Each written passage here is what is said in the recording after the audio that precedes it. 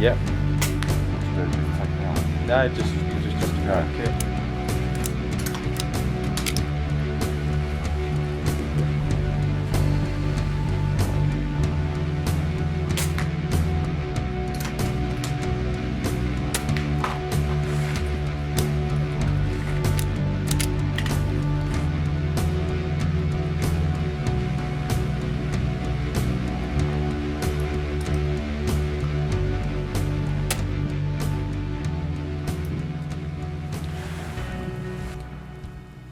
Hi guys, this is Rack and Load coming at you with another review.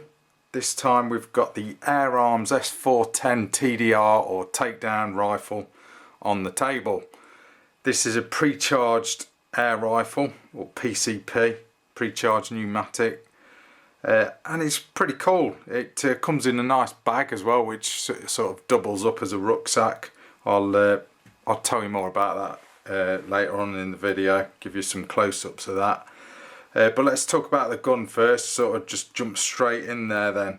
So first of all, let's talk about the magazine. So, rotary magazine, 10 shot, this one's in 177 by the way. Yeah, pretty standard rotary magazines in air rifles today. This one's fairly simple, does the job. Some pellets were sort of dropping out of this thing if you turned it up. Obviously only one can drop out at a time, because it is all sort of enclosed, but yeah, some makes of pellets will drop out, so just be aware of that. I think these things are quite expensive as well. I think in the UK they're about £30 each getting on, so don't go and lose these things because it will get quite pricey. Worth having a spare one though, for definite. So that's the magazine. Yeah, pretty much does what it says on the tin. Didn't really have any problems with it. Apart from when you load this in the gun, if it's sort of half and half like that, you load it in the gun, obviously it can't cock it because the rod that pushes the pellet into the chamber or into the barrel of the gun obviously can't do it if that's not lined up correctly. So when you put this thing in the gun, you've got to make sure it's all sort of, you know, lined up, if you get my meaning. But that's the only problem I found with it, but I think that's just user error. So yeah, make sure you just line that thing up when you load this in the gun. So that's the magazine. So let's talk about the gun itself.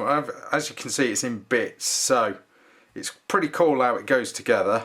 They say that you can put this together in about 20 seconds, but I'm not going to do it against the clock. I'll just sort of show you in detail on camera. So obviously, first of all, make sure your gun's safe, and you know, make sure there's no magazine in or anything. So what you do, you get the which looks like a plug, the end of the stock, and that will just sort of go in there, if you can see it. So you line those pins up. So it's pretty easy, just line it all up, push it ever so slightly, and then you've got this wheel here, right where the butt pad is. You just start turning that. Kind of fiddly to show you on camera, but as you do that, as you start turning it, the thread sort of grabs itself, and then as you turn it, I don't know if you can see that gap there, it kind of closes up as you tighten it up. Not sure if you can see that very well,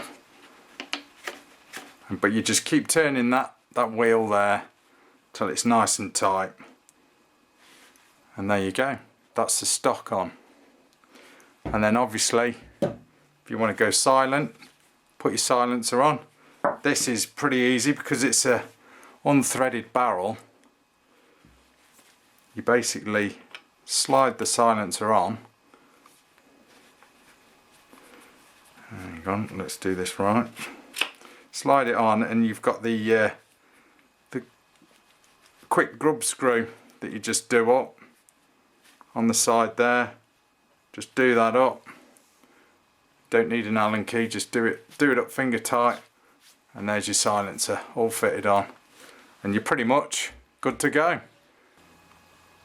Here's a close-up of the silencer that you get supplied with this rifle.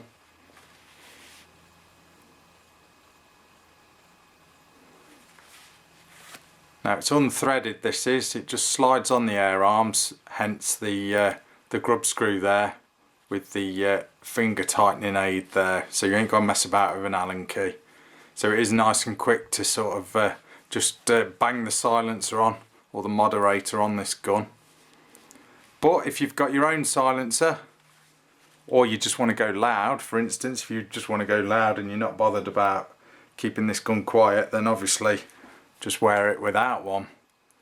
But if you have got your own silencer that's threaded, you are supplied with this little adapter here that obviously just slides on the barrel like that, on the muzzle. Okay, and then you have got to tighten that up then with a grub screw. You see that little grub screw there, tighten that up, and then you can just thread your own silencer on there. So that's a pretty cool feature. But this gun, overall length of it is 40.6 inches. That's with the silencer on. The barrel length on its own is 15.75 inches, and the overall weight unscoped is 6.7 pounds. So it's a nice light gun, but when you start obviously adding bits to it, it's going to start increasing the weight. Probably worth getting a sling for a gun like this, but I don't know, you'd have to rig up some sort of sling swivels or something on it. So the rifle itself then, I'll keep the moderator off just to make it easier for me to handle. Nice walnut stock, so the woodwork on this thing is lovely, really is nice. Recoil pad or butt pad, whatever you want to call it, nice tough rubber, nice and grippy. It sits in the shoulder quite nicely. And then you've got your cheek piece here. Obviously this gun is totally ambidextrous apart from the bolt, but I think you can swap those out so they're full left hand.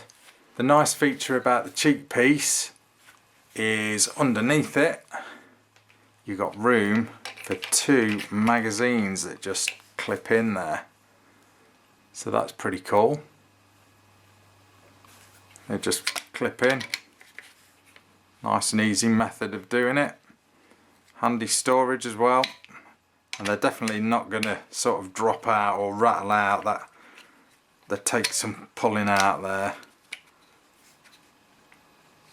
so that's quite cool. So then when we move along the rest of the rifle, looking at the woodwork, you've got a lovely pistol grip there, nice and thick and chunky, very comfortable. Stippling there as well, love stippling, prefer it to checker in myself.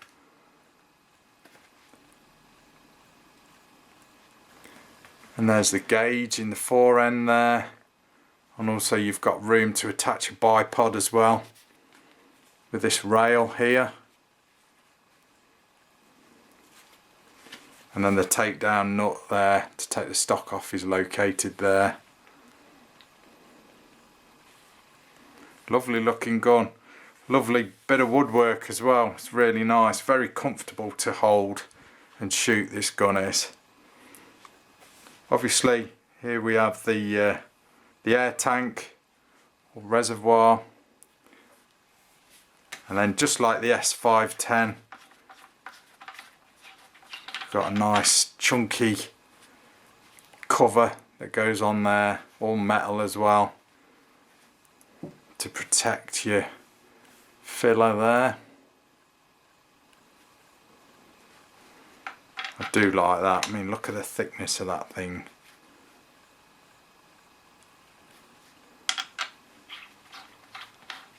So that does do the job well. Keeps all the crap out of there. There's plenty of rail there to attach your scope. This one's wearing an Optisan Viper. This one is a 10 by 44 IRS one, illuminated reticle. It's a pretty cool scope actually. Sort of like mill dots and stuff. I don't know whether you can see in there. Let's show you. It won't focus, will it? Mill dots and range bits and pieces on there. Pretty cool scope. It's quite good fun to use. The trigger guard is nice as well. Does the job. Plenty of room in there to get your Allen wrench as well to adjust the trigger. Way they've cut that hole out there. And there's the barrel there. 15.75 inches of barrel. Free floating. Apart from that bracket on the end there. But technically it is free floating.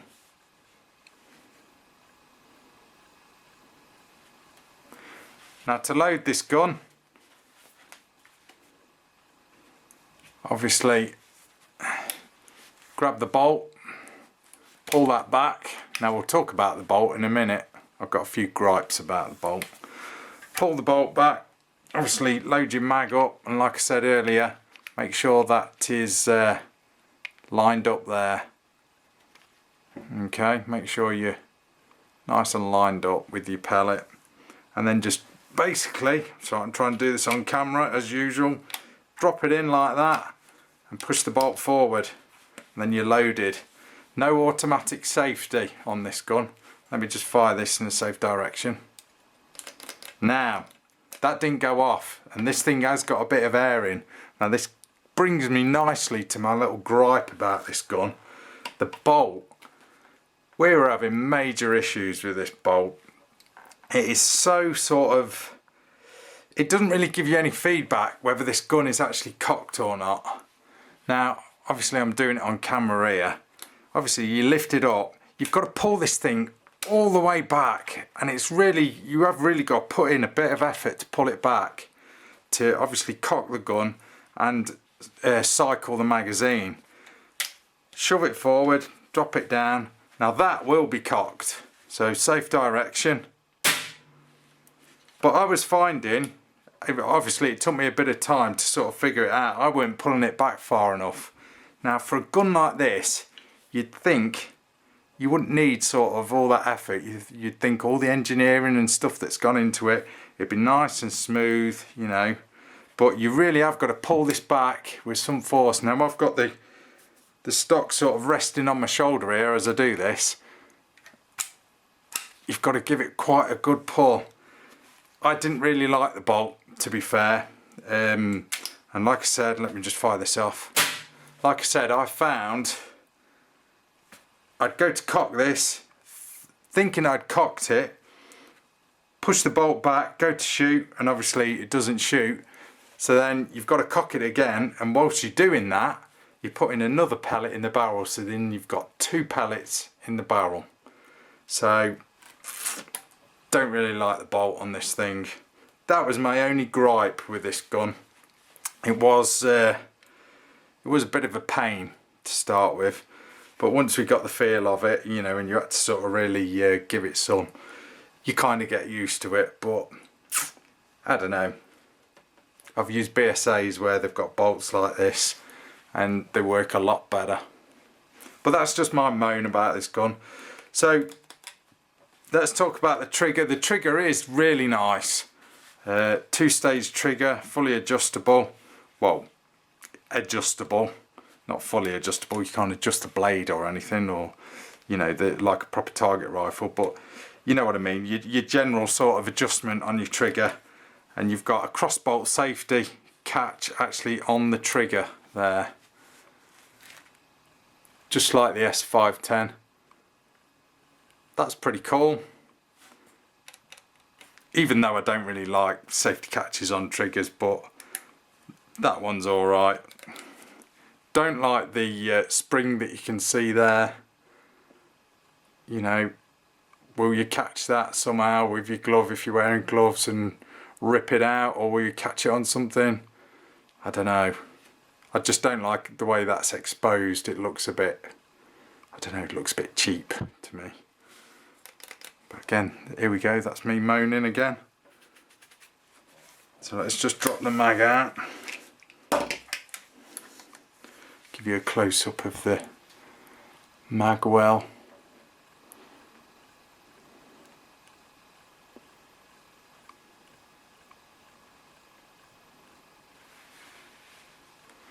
But the main feature of this gun is the fact that it strips down, because it is pretty cool how it does strip down.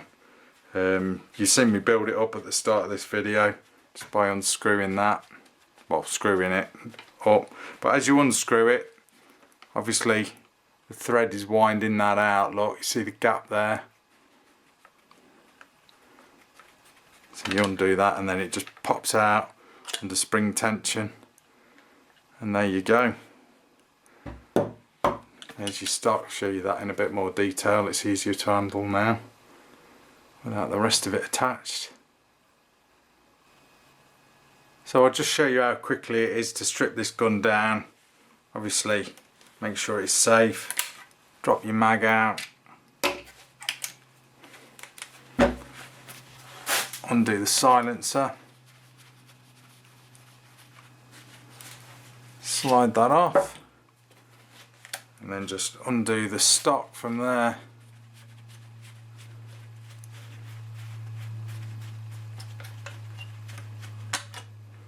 And that's it. Strip down. Obviously you don't lose your zero because your scope's still attached. But that's pretty much it. So this is the bag that it comes in then. It's a nice, tough, real sort of padded bag. Got the Air Arms logo there, as you can see. Double zipped as well. So nice tough zips there.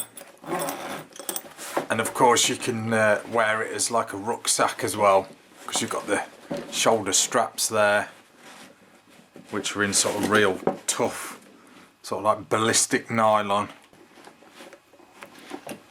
So it's a nice bag, quite comfortable to wear as well. And then inside, just undo it all. I think they have actually put this label on upside down, because when you open it, the gun's the right way up, whereas the label isn't. Don't know what they've done there. But then, yeah, you open this up, as you can see, you've got like the egg box foam there. That really sort of helps protect it. And then you've got, let's just get it at an angle because I'm going to knock all my lights down.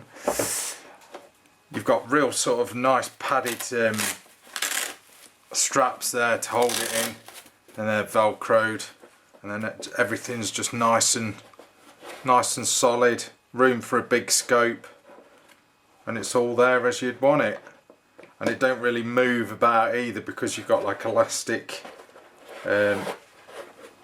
sort of bands there to sort of hold stuff in, you know, any accessories you've got. Magazine's rattling about in there though. In fact, there isn't a place to store the magazine. But I guess you just leave that in the rifle, but that's loose at the minute anyway. But yeah, nice tough bag, it'll protect it. Comfy to wear. Can't really say much more about it. It does the job. Definitely does the job. But they got that the wrong way up. Why did they do that? Don't know. So that's the bag, guys. Now this rifle really does win on a cool factor, due to the fact that it does strip down and go in its case. That is real cool. Like I said, the only thing I don't like about it is the bolt. It just doesn't give you much feedback whether you've cocked this thing or not. You've really got to pull the thing, you know, you just think it'd be a bit more refined like the rest of the rifle is. But apart from that, if you put up with it, get used to it. Obviously, accuracy wise, this gun will stack pellets like you'd expect from an Air Arms. But yeah, just a lovely rifle.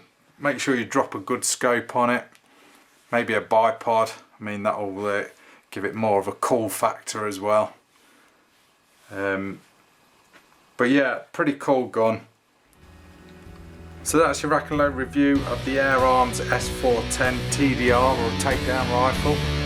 Thanks for watching, guys.